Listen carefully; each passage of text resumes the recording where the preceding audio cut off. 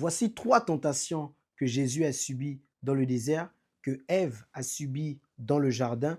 Et comme le disciple n'est pas plus grand que le maître, le diable viendra certainement tenter les chrétiens avec ces 3 tentations. Jean va nous aider dans 1 Jean 2, le verset 15. Il va nous dire « N'aimez point le monde, ni les choses qui sont dans le monde. Si quelqu'un aime le monde, l'amour du Père n'est point en lui. Car tout ce qui est dans le monde, la convoitise de la chair, la convoitise des yeux, l'orgueil de la vie, ne vient pas du Père, mais du monde. » Donc Jean ici va nous citer 3 types de péchés auxquels nous serons confrontés. Il va commencer par la convoitise de la chair. C'est le fait de vouloir assouvir tous les besoins de notre chair à tout prix. C'est-à-dire quand notre chair nous demande de vouloir manger, allez, on veut manger. Quand notre chair nous pousse à faire du mal, on veut faire du mal. Quand tout ce que notre chair nous demande, on veut l'honorer. C'est ça la convoitise de la chair. Donc on ne maîtrise pas notre chair. C'est la convoitise de la chair. La convoitise, c'est le fait de regarder les choses selon leur apparence. Être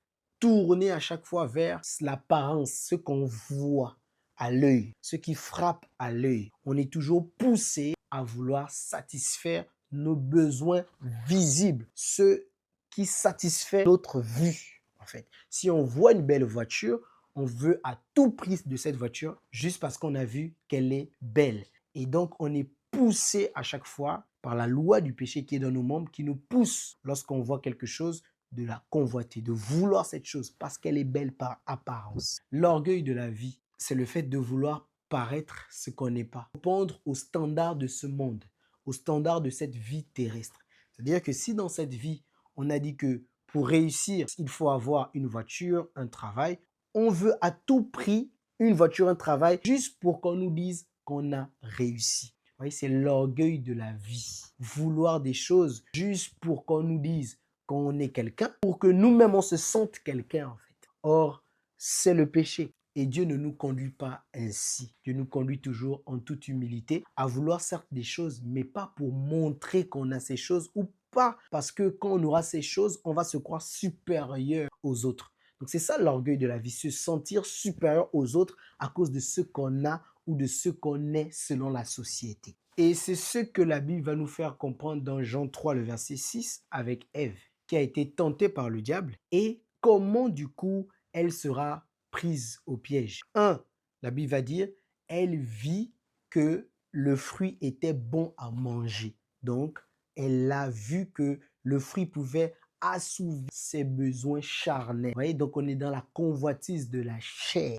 Elle n'a pas su être plus forte que ses désirs charnels. Après, la Bible va dire qu'elle a vu que le fruit était agréable à la vue. Donc là, maintenant, elle va avoir la convoitise des yeux. C'est-à-dire, elle va voir que le fruit était beau, qu'il était agréable à voir. Donc, là, elle va juger en fonction de l'apparence. Et troisièmement, elle va voir que le fruit était précieux, même pour ouvrir son intelligence. Oui? Elle va voir qu'elle pourra avoir beaucoup de connaissances. Elle pourra se sentir supérieure. Elle pourra se sentir qu'elle est quelqu'une parce qu'elle va être intelligente. Elle saura des choses. L'orgueil de la vie. Et c'est ce que le diable va aussi faire à Jésus dans le désert. Quand on lit Luc 4, il va voir que Jésus avait faim et il va dire, si tu es fils de Dieu, transforme ces pierres en pain pour que tu manges. Et Jésus va lui dire, l'homme ne vivra pas de pain seulement, mais de toute parole qui sort de la bouche de l'Éternel. Il a voulu que Jésus tombe dans la convoitise de la chair. Et là, Jésus va répondre par la parole. Deuxièmement, il va tenter Jésus par la convoitise des yeux. Il va montrer à Jésus les royaumes de ce monde et il va dire, ces royaumes m'appartiennent. Si tu te prosternes devant moi, je te les donnerai. Et là, Jésus va dire, il est écrit, tu ne te prosterneras pas, tu te prosterneras que devant Dieu seul. Et tu serviras Dieu seul. Jésus va encore répondre par la parole. Donc, quand le diable va vouloir tenter Jésus par la convoitise des yeux, en montrant beaucoup de royaumes. Troisièmement, il dira à Jésus, si tu es vraiment fils de Dieu, vas-y, jette-toi et on verra si Dieu va envoyer des anges pour te secourir. Vous voyez? Et Jésus va répondre, il est écrit, tu ne tenteras point Dieu. Donc, à chaque fois, Jésus va répondre à la parole. C'est-à-dire que là, le diable veut montrer, il veut dire à Jésus, si tu es fils de Dieu, montre-nous ton surnaturel, jette-toi et On va voir si Dieu va envoyer les anges pour te secourir. Et Jésus nous avait déjà prévenu que lui ne fait que ce qu'il voit le Père faire. Il nous avait déjà dit qu'il est soumis au Père. Donc Jésus ne fait rien de lui-même. Lui-même, il va le dire, je ne fais rien de moi-même.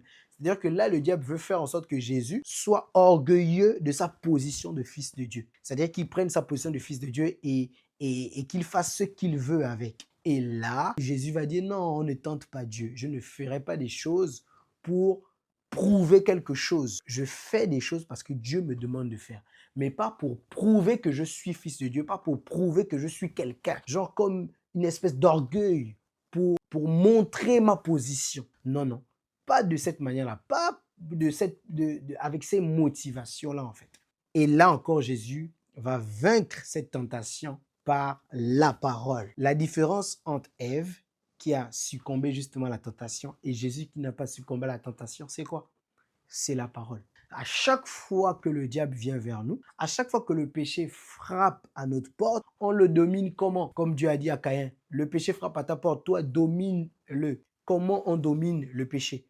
On domine le péché par la parole. Voici la méthode, c'est la parole de Dieu, c'est-à-dire la foi en la parole de Dieu. Quand le diable vient, à chaque fois, on doit avoir la parole de Dieu dans notre cœur afin de vaincre toute tentation. Et c'est aussi une invitation à comprendre la parole, à mémoriser les versets. Que Dieu vous bénisse.